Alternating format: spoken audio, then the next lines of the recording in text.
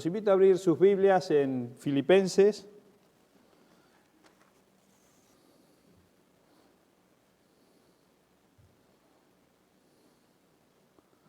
Vamos a leer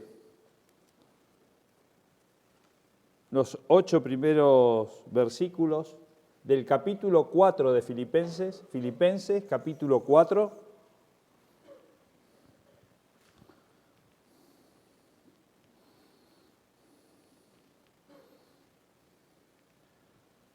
Me llama la atención, no sé las veces que he predicado sobre Filipenses capítulo 4. Aquí unas cuantas, en Argentina me acuerdo que también unas cuantas, pero es que es notorio ver la palabra de Dios que es verdad, ¿no? ¿Por qué digo esto? Porque siempre nos está mostrando cosas que parece que es lo mismo, pero lo podemos enfocar de diferentes maneras. Y por eso la palabra de Dios misma se dice a sí misma que la palabra de Dios es una palabra viva y eficaz. Es una palabra viva que está siempre en constante movimiento, ¿no? No es algo que está estático, ¿no? Y la palabra de Dios misma nos muestra, y yo lo veo, y cada vez que lo veo me asombro, ¿no? Y quería comentar eso, que lo maravilloso, el tesoro que tenemos en nuestras manos, hermanos, y lo maravilloso que es poder ver y profundizar en su palabra y las cosas que la palabra de Dios nos habla, nos dice constantemente a nuestras vidas. Filipenses capítulo 4 dice, versículo 1, así que hermanos míos, amados y deseados, gozo, corona mía, estad así firmes en el Señor, amados. Ruego a Evodia y a Síntique que sean de un mismo sentir en el Señor. Asimismo te ruego también a ti, compañero fiel, que ayudes a estas que combatieron juntamente conmigo en el Evangelio, con Clemente también, y los demás colaboradores míos, cuyos nombres están en el libro de la vida. Regocijaos en el Señor siempre. Otra vez digo, regocijaos. Vuestra gentileza sea conocida de todos los hombres, el Señor está cerca. Por nada estéis afanosos, sino sean conocidas vuestras peticiones delante de Dios en toda oración y ruego con acción de gracias. Y la paz de Dios, que sobrepasa todo entendimiento, guarde vuestros corazones y vuestros pensamientos en Cristo Jesús. Por lo demás, hermanos, todo lo que es verdadero, todo lo honesto, todo lo justo, todo lo puro, todo lo amable, todo lo que es de buen nombre, si hay virtud alguna, si hay algo digno de alabanza, en esto pensad. Vamos a orar, vamos al Señor en oración. Amado Padre que estás en los cielos, gracias te damos, Señor, por tu amor, tu misericordia. Gracias, Padre, porque nos das este tesoro y lo depositas en vasos de barro que somos nosotros, indignos, no merecedores de tan grande privilegio, pero tú, Señor, en tu voluntad, en tu gracia, en tu bondad, en tu amor, te dignas a darnos esta tu palabra, a depositar tu Espíritu Santo en nuestras vidas y de esa manera, Señor, poder estar en comunión contigo y poder ser llamados tus hijos. Gracias, Padre, por tu amor, tu misericordia, y ahora pedimos, Señor, que esta tu palabra, que es viva y eficaz y más cortante que doble filo, penetre en los corazones de los hombres y haga discernir, Señor, y haga ver en las mentes todo lo maravilloso que tú tienes para tus hijos. Gracias te damos y te pedimos, Señor, que nos guíes, que sea esta tu palabra hablando en los corazones y las mentes de los hombres. Te pedimos, Padre, que nos bendigas y que nos ayudes. Te lo pedimos en el nombre precioso de tu Hijo amado Jesucristo, nuestro Salvador. Amén. Muy bien. ¿Cómo adquirir los buenos pensamientos? ¿No? Podríamos titular el mensaje de esta noche. Pablo, mientras estaba en la cárcel, en una cárcel romana, escribía esta carta. Y hablaba acerca, fíjense cuando empieza en el versículo 1, dice, así que hermanos míos y amados deseados, gozo, y corona mía. Filipenses es la carta del gozo, dicen, ¿no? Algunos. Y es ese gozo que transmite Pablo estando ¿dónde? Estando en la cárcel. Y es importante ver porque si bien Pablo durante su último momento de haber estado en la cárcel, no se sabe si estuvo 1, 2 o 3 años más o menos aproximadamente, porque si esta carta fue escrita en el año 61, puede ser, 62, algunos la datan en el año 61. Según los registros, Pablo fue martirizado en el año 64, 65 o 66. En esos años fue martirizado el apóstol Pablo. Y él siempre estuvo, digamos, detenido, ¿no? Si bien estuvo en la cárcel, estuvo en un calabozo, en algunas ocasiones era como que lo dejaban salir, pero siempre tenía un guardia que lo seguía o que él estaba encadenado. Estas mis cadenas, dice, ¿no? Él estaba encadenado. ¿Y se imaginan una persona hablando del gozo en esa situación? Y aquí lo vemos al apóstol Pablo, que soporta la depresión, la conmiseración, la preocupación, el miedo, la ira, el enojo. Una persona que está encarcelada puede manifestar todas estas emociones, una a la vez o todas juntas. Y sin embargo el apóstol Pablo decía gozo y hablaba acerca del gozo. Regocijaos, otra vez os digo, regocijaos. Y siempre, ¿no? Y siempre. Y muchas veces nosotros los hombres nos quejamos por las diferentes circunstancias de la vida estando en libertad, ¿no? Pablo estaba privado de su libertad. Y no es que había cometido ningún delito grave, ¿no? No lo habían detenido porque había sido o un ladrón o un asesino, que muchas veces estos que cometen estos delitos luego dicen, es que estoy en la cárcel. No, que quieres, claro, que te feliciten o que te aplaudan. Has cometido un delito, ¿no? Mereces estar en la cárcel. ¿No? Pero sin embargo se quejan, ¿no? Y hablan de autoconmiseración, pobre de mí, ¿no? O tengo miedo aquí, ¿no?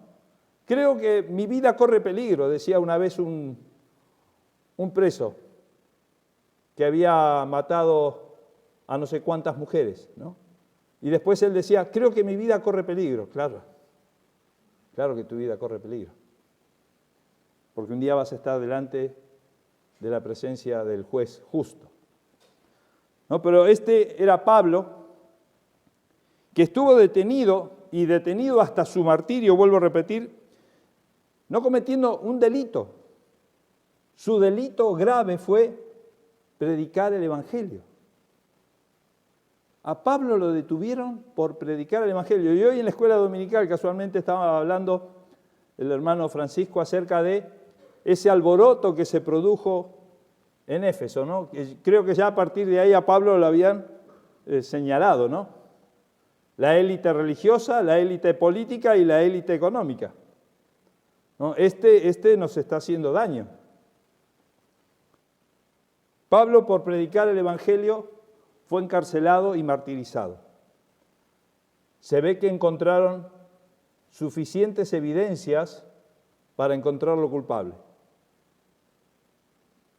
Era un fiel cristiano, era un fiel seguidor de Jesucristo.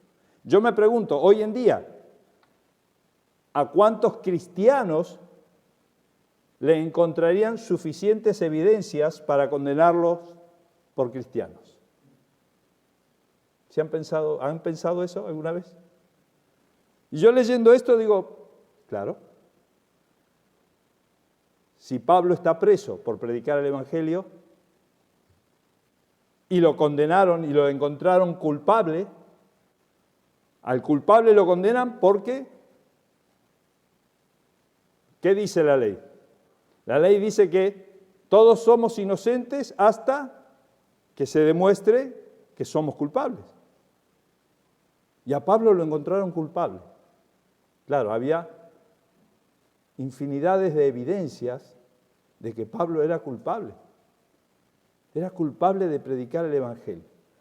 ¿Y a qué viene todo esto? Viene a que vemos en el mensaje que Pablo convirtió esa oscura, fría y lúgubre celda en un lugar santo. ¿Por qué? El Señor nos manda que nos reunamos en la iglesia y pensamos muchas veces que la iglesia, el edificio, es un lugar santo. Y ahí equivocamos, ¿no? Cuando exageramos la idea. Quiero poner en claro esto porque es muy importante, porque es todo basado en lo que nos está diciendo el mensaje esta tarde, ¿no? Nosotros, hermanos, una vez que recibimos a Cristo como Señor y Salvador, el Señor nos dice que somos templo del Espíritu Santo. Nosotros, el templo de Jerusalén fue destruido. Y ahora pasamos a ser nosotros el templo. Y juntos, podemos decir, varios templitos juntos, conformamos la iglesia. Que no son estos edificios, sino que somos cada uno de nosotros. Nosotros somos la iglesia, hermanos, y es el momento santo cuando nos juntamos y hacemos que este lugar sea santo, porque ¿qué es lo que se encuentra en medio de dos o tres que se congregan? El Señor Jesucristo dijo que yo estaré en medio de ustedes cuando dos o tres de ustedes se congreguen. Pero ¿qué pasa cuando hay uno solo? El Señor también está allí. Pablo hizo de esa celda húmeda, fría, oscura, porque una cárcel romana no es una cárcel como hoy en día podemos llegar a ver por ahí en Foncalén, ¿no? O en Valencia, ¿no? ¿Cómo se llama la cárcel de Valencia que es famosa?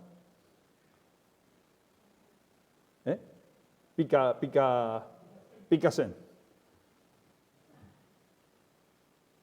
No, las cárceles romanas eran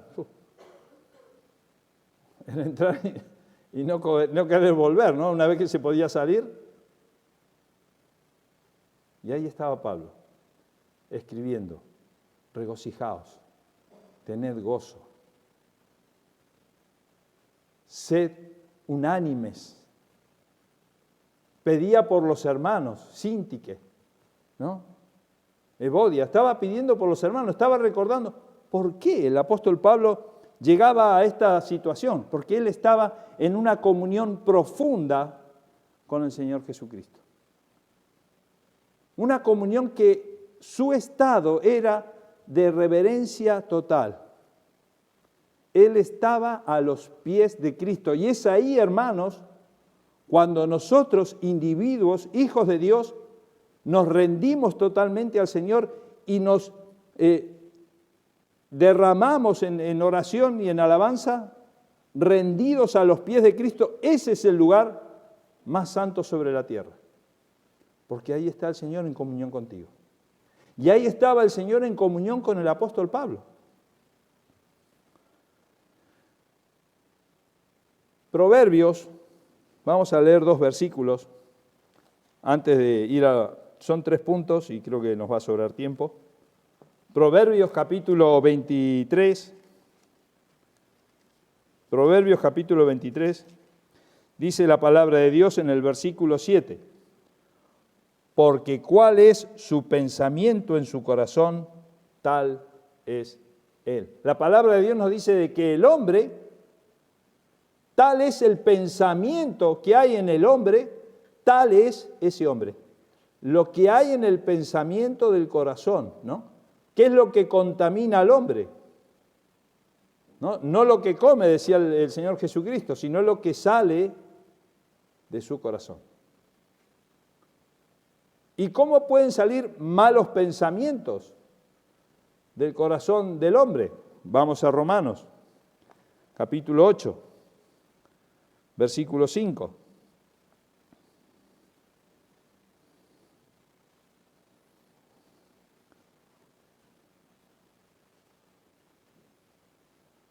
Romanos 8:5, porque los que son de la carne piensan ¿en qué? En las cosas de la carne. La carne es buena para alimentar buenos pensamientos. Los filósofos griegos intentaron de 1000 maneras distintas de cómo podían hacer que los hombres tuvieran buenos pensamientos. Esa era su función, ¿no?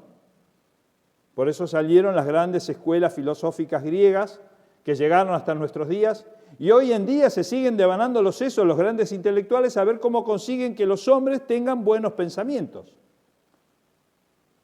¿no? Ya han pasado casi 5000 años y no han encontrado la solución al problema. Claro, vino el Señor Jesucristo hace 2000 años y le desbarató todo el chiringuito. Porque son de la carne o son del Señor.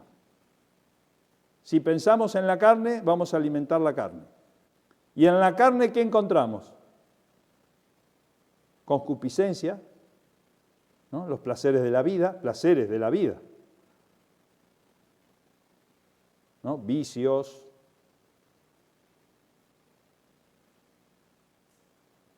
etcétera, etcétera, etcétera, ¿no? Está en la lista en Romanos 1. Dice, porque los que son de la carne piensan en las cosas de la carne, pero los que son del Espíritu, en las cosas del Espíritu.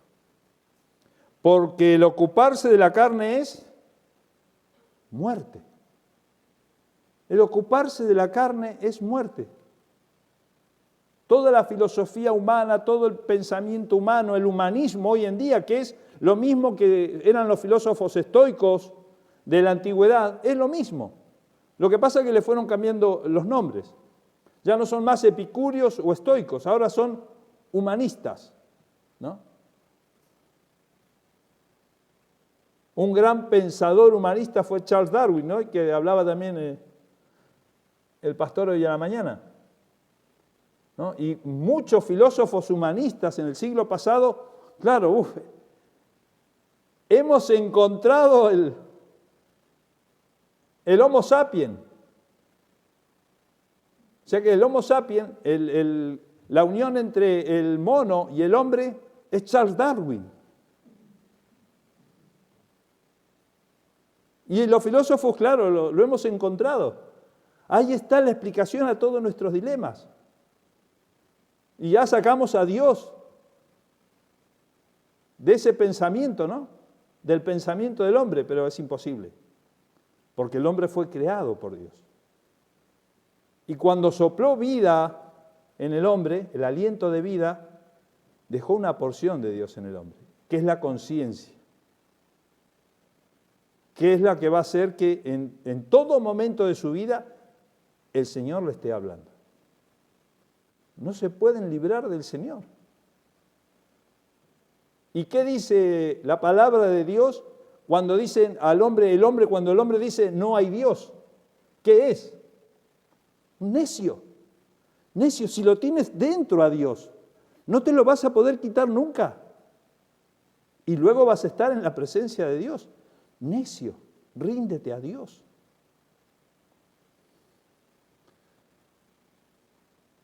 Pero el ocuparse del Espíritu es vida y paz. El pecado es guerra, hermanos, es guerra constante, es guerra entre los hombres, es guerra con Dios, es guerra con el mundo de los espíritus, si queremos decirlo así. Es una lucha que no vas a encontrar nunca paz, nunca vas a tener paz. Porque ¿quién es la paz? Es Jesucristo. Jesucristo es la vida, es la verdad, es la paz. Pero los hombres amaron más las tinieblas que encubren sus pecados que la luz que los descubre y que les da vida y paz. Y rechazan la luz. Por cuanto la mente carnal es enemistad contra Dios. Porque no se sujeta a la ley de Dios. Ni tampoco puede. ¿Se dan cuenta? Hay una lucha constante, la mente carnal, con Dios en su interior. Y los que viven según la carne no pueden agradar a Dios. Mas vosotros, dice el apóstol Pablo, no vivís en la carne, sino según el Espíritu, si es que el Espíritu de Dios mora en vosotros. Y si alguno no tiene el Espíritu de Cristo, no es de Él. Gloria a Dios, hermanos, que cuando reconocimos nuestra condición de pecadores, el Espíritu Santo vino a morar a nuestras vidas. Y fuimos sellados, ¿no? Ahora pertenecemos al Rey de Reyes. Los otros días estábamos hablando con Matías también hablábamos. Pero estábamos hablando con Marquito acerca de los sellos, ¿no? Que dice Apocalipsis, y por qué Apocalipsis trae varios sellos en un mismo libro, ¿no? Dice, abrió el libro y el primer sello, en el Imperio Romano, se sellaban varias veces, se enrollaba y se ponía un sello. El sello era una cera, un pegamento, ¿no? Que pegaba, se enrollaba, un sello. Se seguía enrollando, otro sello. Y 7 sellos, o sea que era un rollo bastante importante, y estaban pegados y con la señal del rey, ¿no? Ese sello quedaba, o muchas veces con el anillo o con una placa que era la señal del rey, y ahí estaba el sello, ¿no? Y el libro de Apocalipsis dice que se va abriendo, sello por sello, se va desenrollando el libro y se van viendo todas las calamidades que va a venir sobre este mundo. Y este sello, hermanos, esta señal con el anillo del Dios Todopoderoso, está en nuestras vidas, está en nuestros corazones. Fuimos sellados con el Espíritu Santo. Ahora pertenecemos al Señor de señores y Rey de reyes.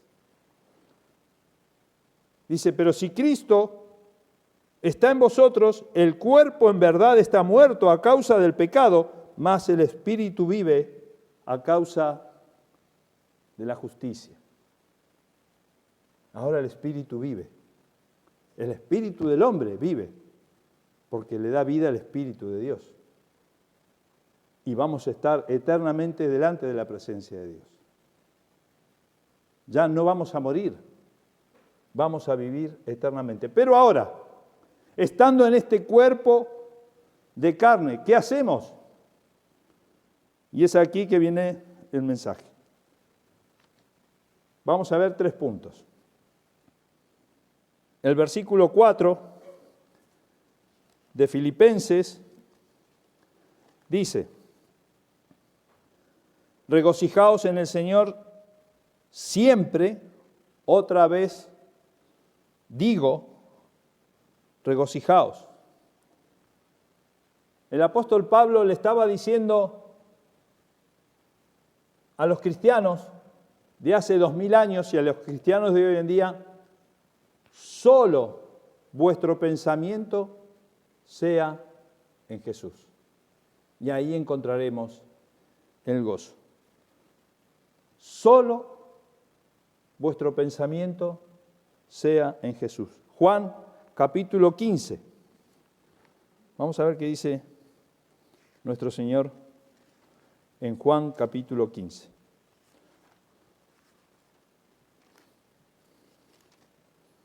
Juan 15, versículo 11, dice, estas cosas os he hablado para que mi gozo esté en vosotros. ¿Se dan cuenta, hermanos? ¿Se dan cuenta que una persona rendida totalmente al Señor, como era el apóstol Pablo, encontró solo en su vida el gozo, el verdadero gozo, porque solamente pensaba en Jesucristo? Y él trabajaba porque hacía carpas, era una persona que se dedicaba a construir carpas, predicaba el Evangelio, tenía amistades. No era un mojigato que vivía en una ermita, ¿no? De ahí viene la palabra ermitaño, ¿no? Vamos a visitar la ermita tal. Claro, ahí estaba el monje encerrado. No, eso no pide el Señor del cristiano. El Señor pide del cristiano que salgas enfrente a la vida, que trabaje, dice, porque el que no come, que el que no trabaja, dice, no coma. ¿No? Hay que pagarse el sustento con el sudor de su frente, con el trabajo. Tener amigos, relacionarse, ir al colegio, a la universidad. Pero un único pensamiento, sí. Jesucristo, Jesucristo. Y obtendremos el verdadero gozo. Segundo, reconozca la presencia de Jesús siempre en su vida. Juan 14, versículo 16. Vamos a leer el versículo 15. Juan 14, ahí nomás está, Juan 14, versículo 15. Si me amáis, guardad mis mandamientos. Y yo rogaré al Padre y os dará otro consolador para que esté con vosotros siempre. Siempre va a estar el consolador en nuestras vidas. El Espíritu Santo estará siempre en nuestras vidas. Nunca nos dejará solos. Por eso es importante reconocer que la presencia en nuestra vida del Señor es siempre. Siempre, constantemente. Podemos tener altos y bajos, ¿no? Es por eso que debemos luchar contra el enemigo más cercano que tenemos, que es la carne, somos nosotros mismos. Y debemos alimentar más el hombre espiritual que el hombre carnal.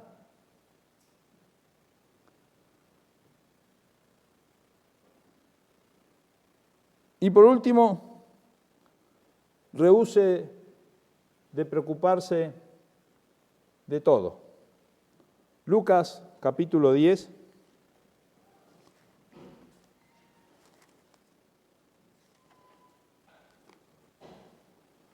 Lucas capítulo 10.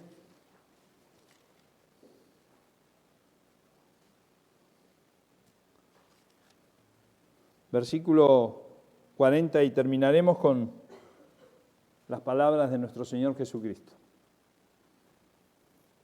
El Señor, hermanos, nos insta y nos alienta constantemente en nuestras vidas para que estemos siempre pensando en el Señor. Y por eso es que nos dice, regocijaos, otra vez digo, regocijaos, pensad en el Señor.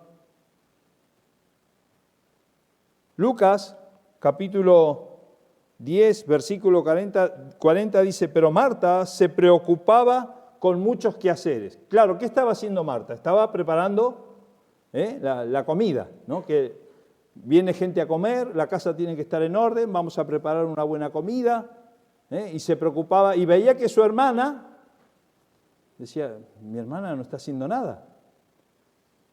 Pero Marta se preocupaba con muchos quehaceres, acercándose, dijo, Señor, ¿no te da cuidado que mi hermana me deje servir sola?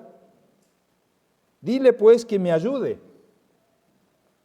¿No? Está algo normal, ¿no? Pero yo creo que aquí no se le llama la atención a Marta por algo que estaba pidiendo que podría ser hasta lógico, ¿no? Y normal, ¿no? Que si hay dos personas que se ayuden. Yo creo que era lo desmedido de Marta de esa preocupación, ¿no? Y es aquí la palabra del Señor que le dice, respondiéndole Jesús le dijo, Marta, Marta, afanada y turbada Fíjense hasta qué punto estaba Marta preocupada. No era una preocupación liviana, no, era una preocupación que ya estaba llegando a ser turbada su preocupación. Y turbada estás con muchas cosas. Pero solo una cosa es necesaria. Y María ha escogido la buena parte, la cual no le será quitada. ¿Cuál era la buena parte de María? ¿Recuerdan el relato? ¿Qué estaba haciendo María? Marta estaba trabajando muy turbada en la cocina preparando la cena. ¿Y qué estaba haciendo María?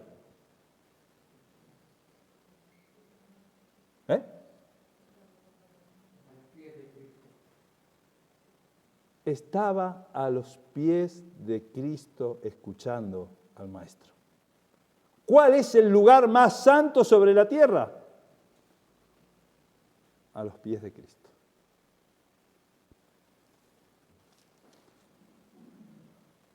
Por nada estéis afanosos, si no sean conocidas vuestras peticiones delante de Dios en toda oración y ruego con acción de gracias. Y la paz de Dios, que sobrepasa todo entendimiento, guarde vuestros corazones y vuestros pensamientos en Cristo Jesús. Solo encontramos el verdadero gozo si pensamos en Jesús. Solo vamos a estar delante de la presencia de nuestro Señor Jesús, solo si pensamos en Jesús. Y solo vamos a alejarnos de las preocupaciones si pensamos solo en Jesús. Por lo demás, hermanos, versículo 8, por lo demás, hermanos, de Filipenses 4, todo lo que es verdadero. ¿Quién es verdadero? Jesús. Todo lo honesto, todo lo justo, todo lo puro, todo lo amable, todo lo que es de buen nombre, si hay virtud alguna, si hay algo digno de alabanza, en esto pensad. ¿Cómo encontramos y ayudamos al buen pensamiento? La palabra de Dios, hermanos, nos ayuda, nos anima y encontramos en ella todo lo que el Señor quiere para nuestras vidas. Y el Señor quiere lo mejor.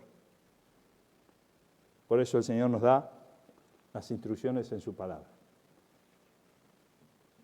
Rindámonos totalmente a los pies de Cristo. Busquemos el lugar santísimo en nuestras vidas todos los días y salgamos a la lucha diaria, ¿no? Con nuestra carne, con el mundo y hasta con Satanás. Porque Satanás está alrededor nuestro buscando a quien devorar. Pero si alimentamos la carne, vamos a estar más fáciles de dominar. Si alimentamos el espíritu, rendidos a los pies de Cristo, rendidos en el lugar santo a los pies de Cristo, seremos más que victoriosos. Vamos a orar.